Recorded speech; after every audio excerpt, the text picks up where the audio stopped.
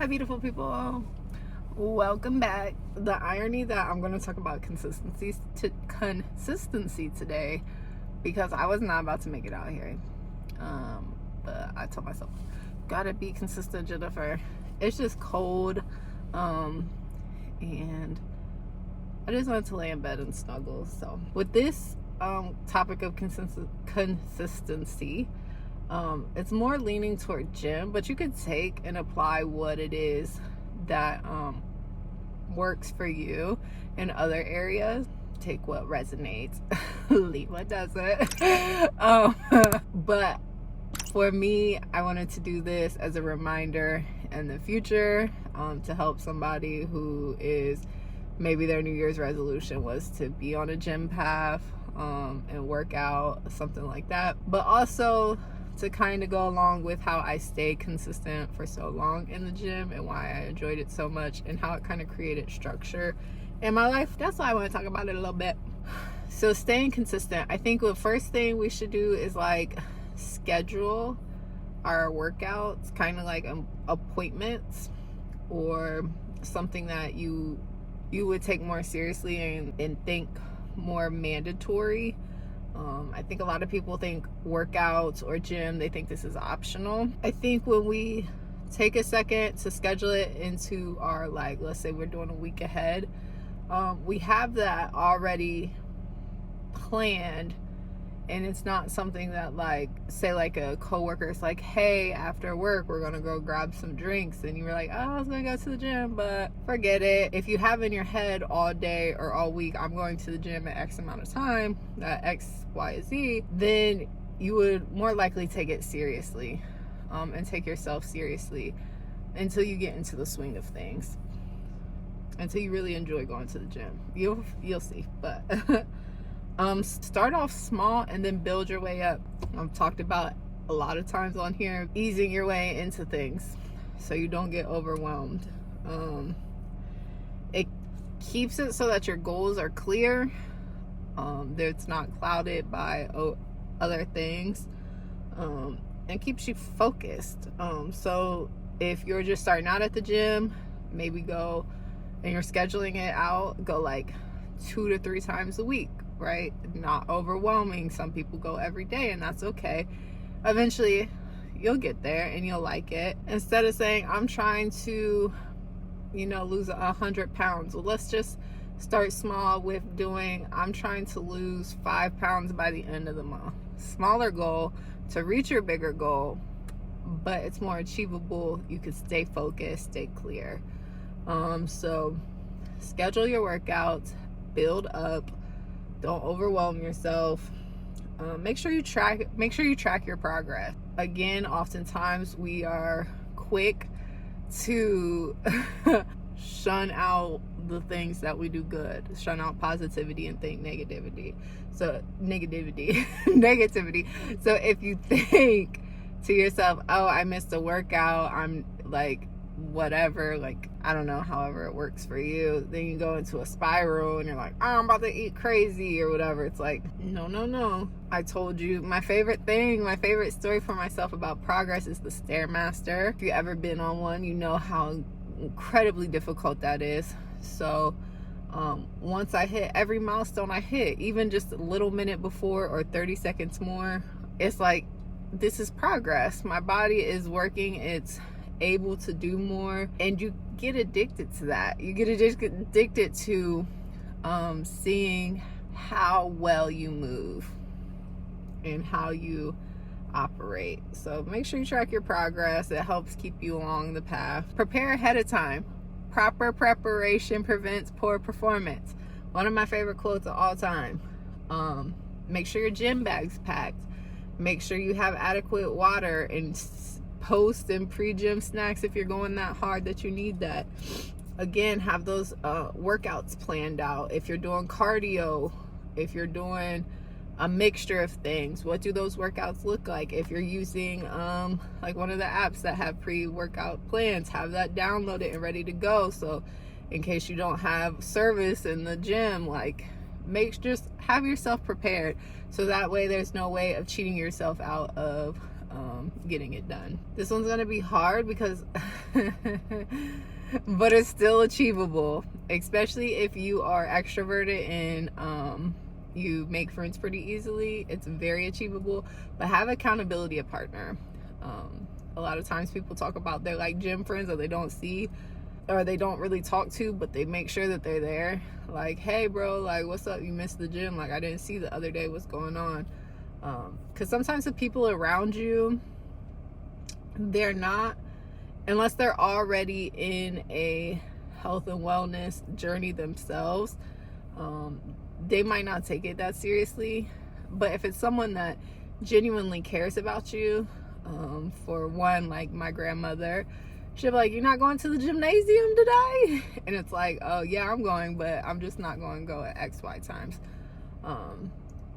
So she tried, like, just to be curious, I think, but it was her way of keeping me accountable is how I see it. Like I said, if you don't have that person, the more frequently you go, the more you'll get to know the staff, and the more you'll get to know people there or see them if you don't talk to them.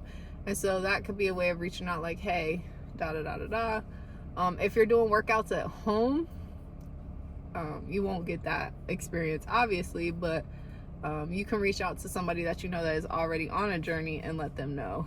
It's kind of weird at first, but I'm telling you that the people, genuine people who are not trying to make money, who are not trying to swindle you out of something, genuine people really do care and are excited that you're joining the journey as well, because it can be so uplifting. Schedule your workouts like appointments.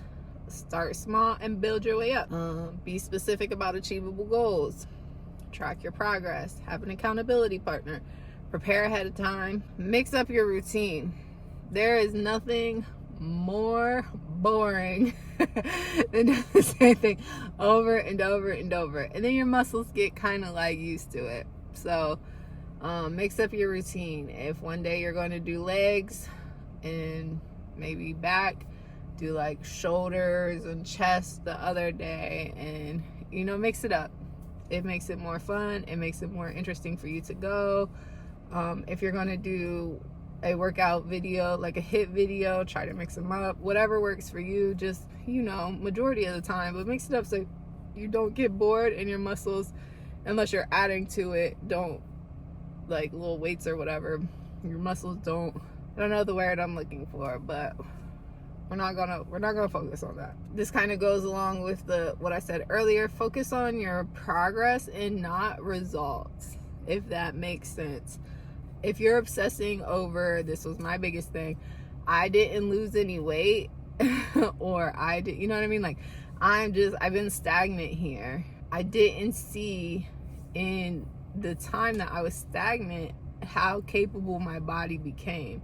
I hit PRs on walking. I hit like walking my mile. I hit PRs with lifting. I was doing like compound movements, I think that's what it's called, when you're on the treadmill or the Stairmaster, where I'm like, I can now wear a 30-pound vest and hold 20 pounds of weight and still do the incline walking, because I had to stop the Stairmaster for a while because the inflammation in my knee, but something similar in a high incline.